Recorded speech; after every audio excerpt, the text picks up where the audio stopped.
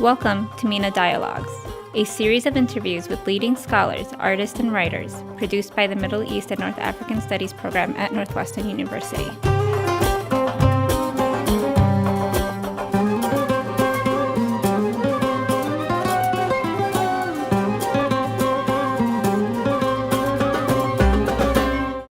This installment of MENA Dialogues features an interview with Marc Lynch, professor of political science and international affairs at George Washington University and the director of the Project on Middle East Political Science. He's a contributing editor to the Washington Post's Monkey Cage blog and the editor of the Columbia University Press series, Columbia Studies in Middle East Politics. Lynch is the author of several books, including Voices of the New Arab Public, Iraq, al-Jazeera, and Middle East Politics Today, The Arab Uprising, The Unfinished Revolutions of the New Middle East, and most recently, The New Arab Wars, Uprisings and Anarchy in the Middle East. He's also the editor of The Arab Uprisings Explained. The host is Brian Edwards, Crown Professor in Middle East Studies and Director of the MENA program at Northwestern University. He's the author of Morocco Bound and After the American Century, The Ends of U.S. Culture in the Middle East. This conversation took place on January 8th, 2018 at Northwestern. Marc Lynch, thanks for joining us for our latest installment of MENA Dialogues. This is the new year, January 2018, and you've just come from a very impressive, but also in some ways depressing talk about the state of the Middle East and what you're calling whether the Middle East regional order can hold in 2018. And so, first I wanted to start off by talking about the argument that you were making. You kind of showed us in this talk three kind of key moments or potentially a third key moment when the Middle East regional order was put into some crisis. 1990, at the end of the Cold War, you said 2003 with the invasion of Iraq, which kind of shuffled the cards quite a bit, and potentially 2011 with the Arab or Middle East uprisings. So could you kind of just go over that for us for a moment so we can see where we are now in 2018? Yeah, so the basic argument was that 1990 ushered in this era of kind of U.S.-led primacy, where the regional order was based upon just the expectation and the reality of the U.S. being the dominant central pivot for the entire regional order. And so everyone was either allied with the United States and inside that regional order, or else they were on the outside and rogue states and under sanctions and all those sorts of things. And in 2003, when the U.S. invades Iraq, it really disrupts that regional order that we had put so much effort into trying to build. So instead of conserving a status quo that was quite favorable to us, we decided that we were going to try and really change everything, and overthrowing Saddam Hussein and bringing democracy to the Middle East and fighting this global war on terror. All of these things really brought the U.S. into the region in really fundamentally new and very direct ways. It also empowered Iran. It kind of undermined the stability of a lot of regional order. It spread sectarianism. It laid the foundations for turning jihad away from just being a terrorist organization in al-Qaeda into a genuine mass insurgency in Iraq. And so 2003 strikes me as the moment when the regional order really dramatically changes. 2011, it could have been and might still be a moment like that. I think people are already beginning to forget how radical the change in 2011 was. Hosni Mubarak is overthrown in Egypt, a new democratically elected government headed by a man from the Muslim Brotherhood, but also the failing states and the collapse of Syria and Libya and Yemen and Iraq over the next few years. You had a lot of really potentially fundamentally transformative changes that take place. But then roughly 2013 or so, with the coup in Egypt and the reassertion of the old order, you've seen this concerted effort on the part of certain states in the region to try and kind of put things back to the way they were and to wind the clock back to pre-Arab uprisings. And that's kind of where we are right now. if those states succeeded in kind of undoing whatever the uprisings accomplished in 2011, it basically winds us back to the 2003 regional order. Right. And that's kind of an interesting place to compare Right. where we are now compared to where we maybe think we are. Right. So your new book, The New Arab Wars, has just come out in paperback. And it starts, at 5 years, essentially 5 years after the 2011 uprisings, and starts in an interesting place, which is Libya, and it takes this perspective to help us ask, 5 years later is a way to start understanding whether 2011 was a turning point or not, and just the way we see 2003 now actually having been an important turning point. Why Libya? Why do you start there? Well, I started with Libya because it doesn't get as much attention as Syria, and now even to some extent even Yemen. But it was one of the most dramatic interventions and direct interventions that took place during the Arab uprising, during the Arab Spring. I mean, this was a really unusual moment that people have largely forgotten about, where you had the Arab states along with NATO and the United States, intervening militarily in something which was presented as humanitarian intervention, turns into regime change, and then this, after the fall of Gaddafi, this kind of very interesting attempt at building a new Libyan state. And early on, after Gaddafi fell, this was very clearly seen as a template for the ways in which the U.S., the Arab states, NATO could all work together using military force to help usher in this, this new democratic Middle East. And then, of course, it all falls apart. And the Libyan state fails, it polarizes, the weapons that are flowing all through the country into these different warlords and militias prevent the consolidation of a central state, and Libya turns into this kind of failed state, civil war environment, thoroughly penetrated by outside actors, where you have Qatar, the UAE, Egypt, Turkey, Western states, all building up and promoting their own local clients, the local proxies, and all of that kind of helps to lead to the collapse of the Libyan state. And so I think too many people look at what happened in Libya, and they only look at half of it. They look at the intervention side, and then they lose interest.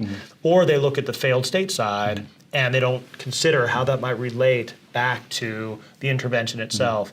And so starting with Libya, I thought was a good way of framing some of the other really catastrophic proxy wars in the region. I think it helps us understand the debate about Syria. I think it helps us understand some of the things which happened in Yemen and why the Saudi Emirati intervention took the form that it did in 2015. And I think that more generally, what I wanted to do in the book, which I still think is an important thing, is to try and look at how all of these different conflicts and arenas relate to each other. Because what I saw at the time I was trying to write this was there was a lot of great stuff being written about Syria, or about Libya, or about Egypt, or about Tunisia, but very, very few attempts to actually link them all together and to try and see how the things happening in Libya affected what happened in Syria, or how Qatari or Emirati foreign policy was, kind of maybe looked very different in one country rather than another. And so I was trying to get the full tapestry of what was happening to this regional order, and mostly for the worse. Now, one of the ways that that the region, interrelates to is by seeing or watching through media, various forms of media. And I want to kind of step back for a moment to your 2007 book, which is hugely influential on me personally, on many of us in the field outside, across the disciplines, Voices of a New Arab Public, in which to remind our viewers, or those who haven't read it, which I encourage you to do, you took on al-Jazeera network at the moment. And at that moment in the United States, much of the public and political discourse around al-Jazeera was simply a very simple take on al-Jazeera, that it was just a kind of mouthpiece of al-Qaeda, or kind of a channel by which messages can be sent through code. And you did something that was very graceful but important and dramatic at the time, which is sat down and watched hundreds of hours of Al Jazeera and argued that there was something much more interesting going on that network, which you called the creation of a new Arab public through talk shows, call-in shows, and so on. Now, in looking at the Arab uprisings, let's talk a little bit about the relationship of media to the 2011 uprisings, and then how whether actors or individuals or just regular citizens watching what's happening in other countries via the media might have affected those uprisings across the region. I mean, the rise of Al Jazeera in the 2000s, I mean, it was revolutionary because of its context. And what Al Jazeera did was, first, it really did transnationalize and regionalize public discourse and debate. And it helped to break through a lot of the information monopolies that Arab states had imposed over their own countries. But it also took local events and it framed them very much as part of a region-wide story. So, when it was covering Palestine, it covered Palestine as an issue that obviously all Arabs would care about. It did the same thing in Iraq from its very specific perspective, and many Shia and Kurds complain that it was just a Sunni Arab perspective, but that was how it was largely understood around much of the Arab world. And when they covered elections or protest movements or domestic developments, they framed it as this part of broader Arab story about human rights and democracy and challenge. And so that lays the template. When the Arab uprisings break out, when they start in Tunisia, go to Egypt, Al Jazeera's frame was already established that, of course, people in Yemen or Syria or Libya should be following what's happening in Tunis. We've been doing that for a decade. And you should see the fate of the Tunisians as relevant to your own political struggles. And it was almost a perfect mesh. Al Jazeera loved to cover protest movements. It loved to present itself as the voice of the street. And it loved to unify all of this into a region-wide story. And that's exactly what happens with Tunisia and then with Egypt. They bring these protests out to the much broader Arab public. And for me, I mentioned this in the other book, The Arab Uprising, the earlier one. To me, the iconic image of the media in the early Arab Spring were these Al Jazeera split screens that they would show like 6 simultaneous protests in different cities, and it was just it was an incredibly powerful image of how they synchronized and very self-consciously emulating each other's chants and all those things. So I would say a visual picture of what the region looks like in a sense. And everyone's watching it. Yeah. So if you're a Yemeni who's protesting and you're seeing this on Al Jazeera, you understand yourself as part of a bigger story. So I wouldn't say that Al Jazeera caused the Arab uprisings, but it certainly, I think, contributed to the way that the uprisings spread and were synchronized across so many different countries simultaneously. But it also, Al Jazeera turns out to be one of the casualties of the Arab uprisings because starting, I think, with Libya, Libya being decisive in a way that many people don't see, it really slipped over into this kind of advocacy kind of operation where the coverage of Libya was very much influenced by Qatari foreign policy towards Libya, and it was very effective. And it kind of showed that they could use the Al Jazeera to kind of mobilize widespread support for the Qatari position, and then why not do that elsewhere? Why not do that in Syria? Why not do that in Yemen? And so what happens to Al Jazeera is that the strength that it got from being seen as kind of this independent pan-Arab voice was squandered because it became more and more just a Qatari voice, and that means that it's influential with its own network and its own audiences, but it loses that pan-Arab resonance. And right now there's nothing in the Arab world that's unifying. Everything, all the major media outlets, both domestic and international, or like transnational, are identified with one of the, one partisan trend, state, Islamist or non-Islamist, Qatari, Emirati.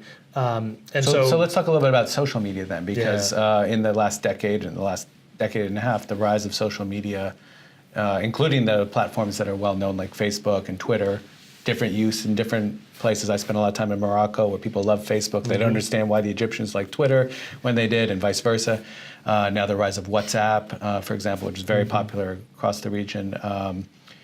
Social media has had its own kind of history along the way. What how does that kind of, in your sense, intersect with broadcast media as a form of sharing information across the region? So I see it in many ways as not competing, but very much integrating and creating this kind of cross-platform media environment. So almost all of the major broadcast platforms have websites that are extremely popular, and a lot of the online discussion on Twitter or Facebook is often based upon reporting that's in the broadcast or print media. So there's a lot of integration there, and a lot of the most popular and most influential figures on Twitter or Facebook are personalities on television stations. And so that's one of the ways that it's kind of integrated. And also, I think that as the mass media has become more polarized and partisan, that actually works very well with social media, where people do have this tendency to kind of group themselves into clusters of the like-minded. So you get, al-Jazeera is increasingly popular only with people who like Qatari foreign policy, and then they're all on Facebook talking to each other and linking to each other. And meanwhile, you have, say, Al Arabiya and the Saudi UAE station, and they have their fans, and they're not talking to each other. They're so it's even written into the algorithms themselves. It's very much so. But in terms of the social media stuff, I think your point is a really good one, is that there is no single platform which is the most widely used. So in the Gulf, Twitter's really popular. One of the reasons it's so popular, I think, is that it doesn't have a real name policy. And so it can become the most important kind of online public sphere in a place like Saudi Arabia, in part because you have a fair number of people who can participate anonymously, whereas Facebook has a real name policy, and it's more dangerous. It's more dangerous, yeah.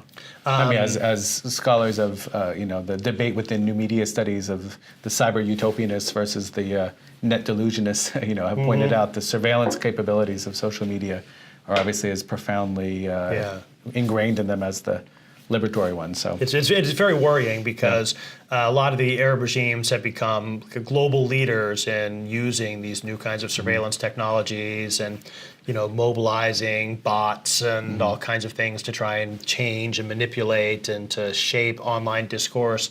They pioneered a lot of these really quite disruptive and frightening types of methods.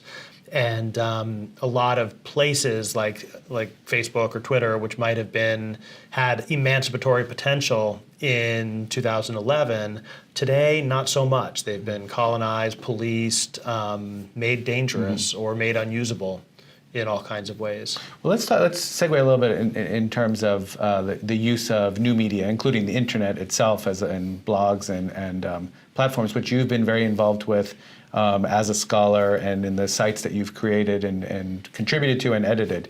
Right now the Monkey Cage with the Washington Post, and earlier the Middle East channel that you had on Foreign Policy, or FP.com. Can you talk a little bit about what our role, or the role of experts in the U.S., scholars and experts, in terms of getting information out through the new media, how you've seen that change over the course of the last part of your career? Yeah, it's really changed quite a lot over the last decade. So when I started doing this, 2002, 2003, back then there were a very small number of gatekeepers, the editorial page editors and the bookers on major TV shows, and it was almost impossible to get access as a normal academic to the mainstream public sphere. It was just really hard to place an op-ed, and it wasn't really valued. So we started blogging, and what we found was that these blogs became widely read. They were read in, in the government, and journalists read them, and it was a way to kind of take these ideas and get them out to the broad public. And some people worried that the blogging would come to basically get in the way of scholarship, but I actually found the opposite. At least for me, I would usually blog about things that I was researching. So it was almost more like a real-time research journal, almost, where I was blogging a lot. When I was writing The Voice of the New Arab Republic, I was blogging a lot about Arab media, because that's what I was researching, and I would share that with my blog readers and stuff. And that was pretty revolutionary, but that's almost completely gone. The days of the solo blogger are pretty much over. There's very, very few individual blogs left.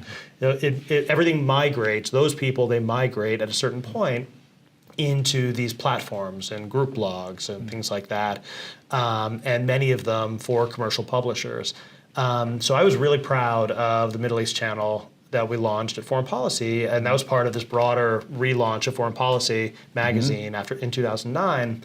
And then I thought that what we were doing then was something pretty revolutionary. We were getting a lot of scholars to write pieces, and they were pretty open in terms of format, but they were getting people to write not op-eds, not kind of blog posts, but actual writing on their areas of expertise and developing this ethos of sharing your knowledge, sharing your expertise, and doing so in a way that actually reaches a lot of people. And at the time, this was something really new. And then what was interesting is that everybody kind of caught up with it. And that became internalized across the entire information space. So now the stuff that we were doing, which was, I think, innovative in 2011, 2012, you find that everywhere now. Every magazine has that kind of stuff, which is great. It's been utterly normalized, and that was good, but it also kind of carries within it the seeds of its own. It's like, why do that anymore?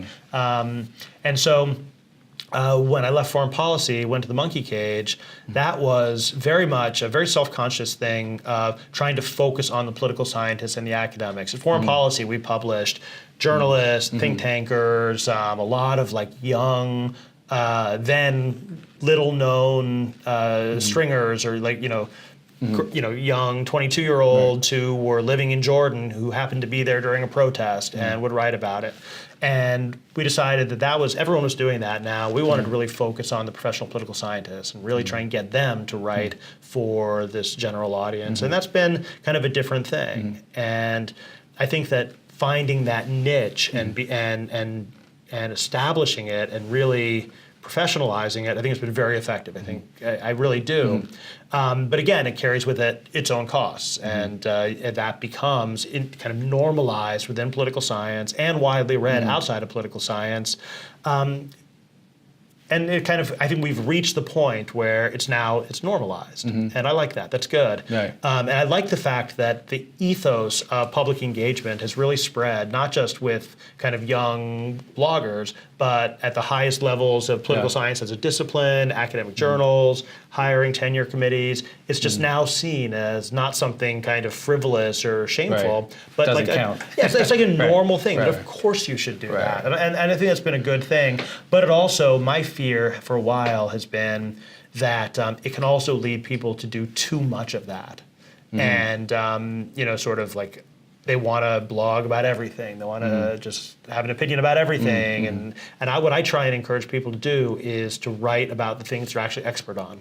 Yeah. So you don't have to write a new blog post every week, but if you're an expert on protests in Iran and there's an eruption of protests in Iran, we've got a platform, you've got expertise, you've got to write now. Yeah. But that doesn't mean you have to write every week. And so trying to think about this as almost a collective ethos, where you might not write a blog post or write a monkey cage piece for 6 months, but then there might be a crisis right on your area of expertise, or an election, or something which you've noticed in your research that people should be paying attention to, and then you write it.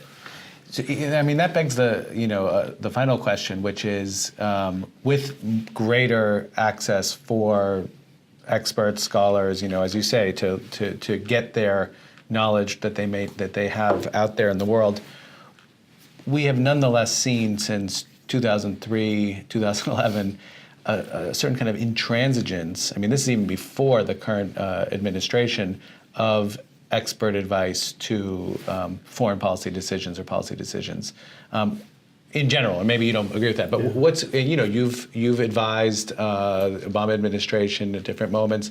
What's your sense about the relationship of expertise, whether it's academic or Middle East expertise, and policy decisions?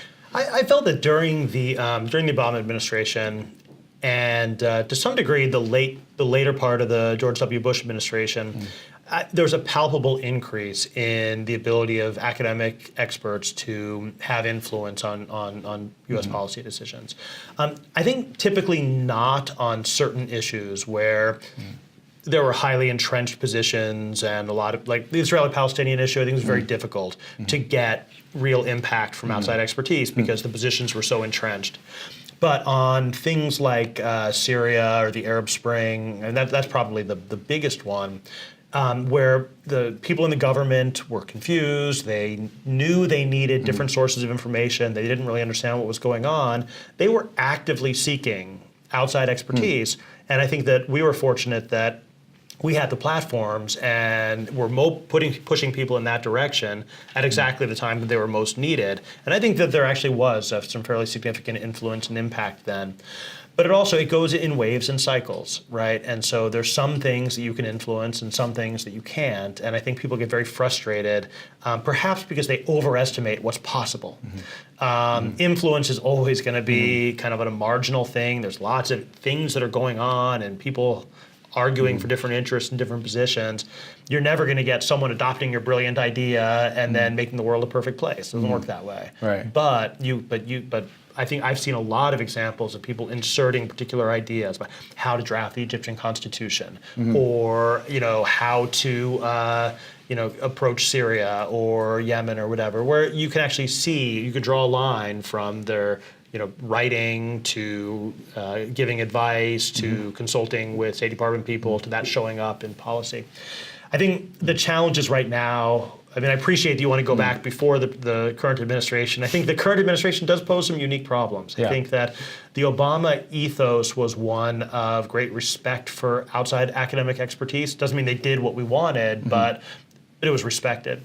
I think this administration, the Trump administration, there's like an active disdain for scholarly expertise, which makes it much more difficult to see that kind of influence. They're not interested in the kinds of analysis that academics are producing, whether it's in academic journals or it's in the monkey cage.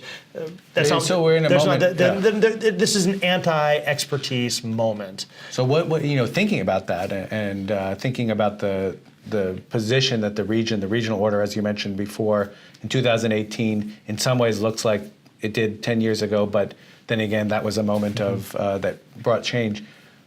As you think about that moment and the kind of hostility or anxiety about expertise in the current administration, what's your advice? I think how do we proceed? I think what you do is, at least from my personal take on it, is that you largely set aside the goal of influencing government policy and you focus on trying to inform the broader public and to work with civil society here in the United States and in the Middle East. I mean, I think that you take some of the most controversial things that have happened in the Trump administration, and you might say, so take like the travel ban.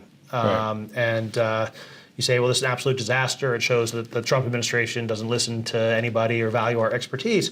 But at the same time, you saw this tremendous outpouring of civil society support for immigrants and for people from those countries. You saw academics rallying and writing about it, and you saw this really quite impressive civil society mobilization. So you sort of shift the audience for whom the influence is. Exactly. You kind of focus on different audiences and you keep trying to inform and engage the general public. I think that never changes. Whether that influences policy, that's a second step, which might be possible at some times, not at other times. Right. That's great. I think that's one of the goals we have of this series itself and this channel, and we're thrilled to have you here helping us to navigate some of those waters. Again, the book is The New Arab Wars, Uprising and Anarchy in the Middle East, and it's great to have you here, Marc Lynch, for this talk. Well, thanks for having me here. Thank you.